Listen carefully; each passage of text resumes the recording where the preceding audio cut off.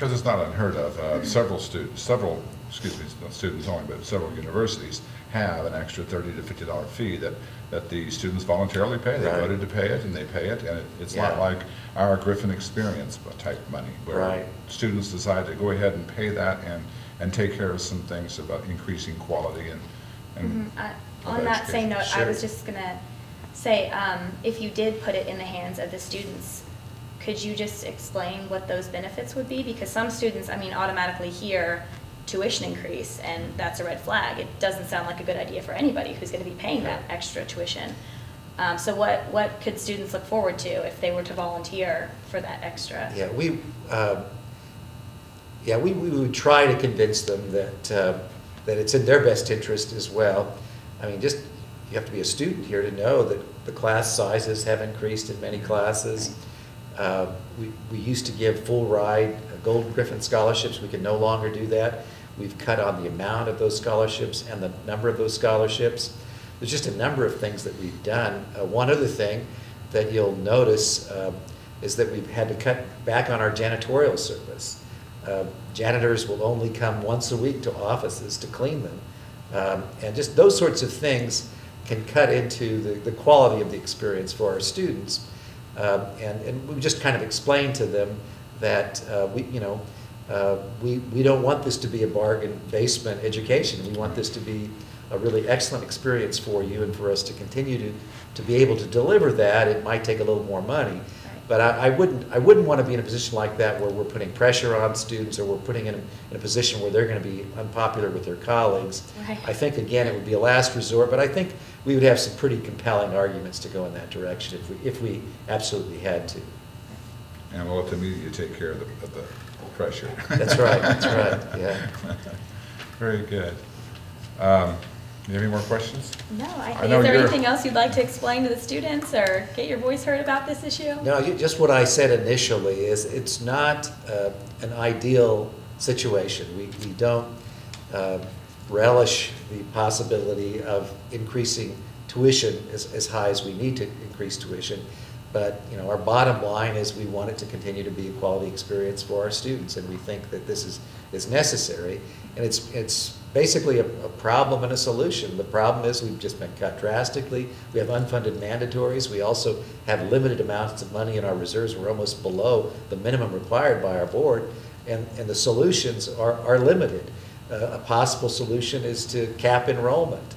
A possible solution is to start firing people, and I don't think either one of those solutions are very attractive right now, and the tuition increase is the only feasible solution that we can see until the state of Missouri somehow corrects the funding formula for higher education, and we're hopeful that something like that can happen within the next year. Now let's talk a little bit more about that too, because I think the original intent of Senate Bill 389 was to cap out of step tuition increases. Sure. And it was a great idea when things were great, but then when that also capped what you could increase, and then they started reducing what they were giving, that's where the double-edged sword comes in. And I think they're going to find that Senate Bill 389 may be even a flaw, or at least have to be, like in our situation, they're going to have to be granting some exceptions to the law in these times when you're getting cut from both sides. I would think so. I think when it originally came out, the CPI was much higher. You were having 4 or 5% increases in budgets as opposed to 7% decreases. Even the author of the bill has indicated that it's not doing what he intended it to do. It was intended to keep runaway tuition increases in check. And of course, that's not the case right now. We're doing what we absolutely have to do to survive. And so, yeah, I think Senate Bill 389 has some problems, and I think this year, with the number of universities that will come forth with an appeal, will indicate that pretty clearly to folks in higher education. Okay, I have. Sure. Okay, so if this seems like the best option, because in your opinion, do you see an area at Missouri Western where money could be coming from other than this, or is this basically last resort for us? We're going to try as well as we can to bring additional external money into the university through benefactors and grants and things like that. But let me give you an example. We can't afford to hire a grants director, so we have no one to help us get the kind of grants. People are on their own. Faculty and staff are on their own and getting grants. So we're in a position where it's even difficult for us to generate money because we've frozen so many positions. So there's probably not a lot of extra places to go, or any places to go at this point, other than bringing in external money. And I think we've done extremely well in terms of benefactors and bringing external money that way. We've done as well as we can without a grants director in terms of bringing in grants, but they're just limited options for a school like ours, which is primarily a teaching institution. Other universities, the University of Missouri system, where they have lots of grant directors and lots of release time for faculty members to spend on getting grants, it's a different story. 45% of our budget comes from state appropriations. And so when they cut us by 7%, 5.2%, et cetera, it hurts us more than it does an institution that has a much lower percentage, like the University of Missouri system. I think it's 25% or so of their budget comes from state appropriations.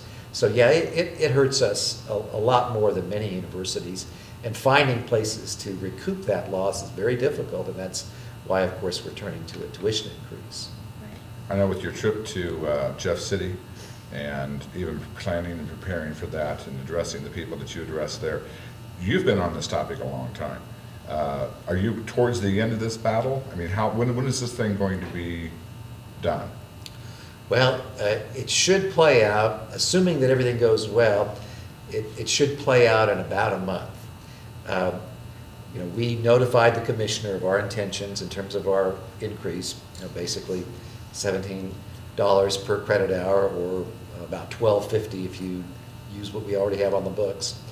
He's come back and responded that that will set into motion a possible penalty that you need to seek a waiver for. And so we're sending out the waiver justification information probably today or tomorrow morning. The commissioner has indicated that it'll take about a month for him to act upon it. So assuming that the commissioner says yes, like he did for the University of Missouri system, it could be over with, at least this aspect of it, the tuition increase could be over within a month, by late April.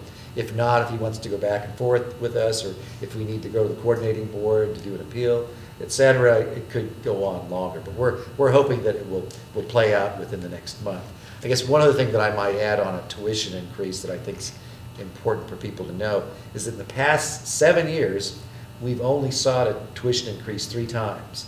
There were 2 times before Senate Bill 389 where we could have increased tuition as much as we could have talked our board into, that we chose not to because we wanted to continue to make education affordable, and most other universities increased tuition at that time, and that's part of the reason why we probably fell behind in tuition. So it's not something that we've been piling on year after year, right. Only 3 times in the past 7 years, and if you look at what that averages to, it averages to about a 1.9% increase for the 7-year period, which is not very well below the national average, certainly well below the state average. So that's part of where we're coming from, right, in terms of the kind of increase that we're seeking right now, that as far as we can tell, looks higher than most other Missouri institutions, at least at this point. It seems higher because we haven't really made much of a jump in the previous years. I think that's a lot of it, and that's why we're probably so low in tuition right now, is that we didn't take advantage of smaller increases a few years ago. 204, 205, we didn't increase it, and most other universities did. So it's a combination of things, but that certainly would be part of it. So if it goes next month, or relatively soon, when would be the first semester that we would look at having the increase? Yeah, it'd be for the fall of 2011. So start in the fall. The University of Missouri system is starting their increase in the summer. We've decided not to do that. We're more comfortable with the fall rotation, so it'll be in the fall of 2011. All right. Thank you very much. Thank you. Thank you for having me. Okay, thank you so much, Dr. Vardavedian. We understand this is a very important topic, and we really appreciate you chit-chatting with us. Well, you're very welcome. Glad to be here. Thank you so much. Thank you. Thank you for having me. Thank you so much. Thank you very much. Thank you very much. Okay.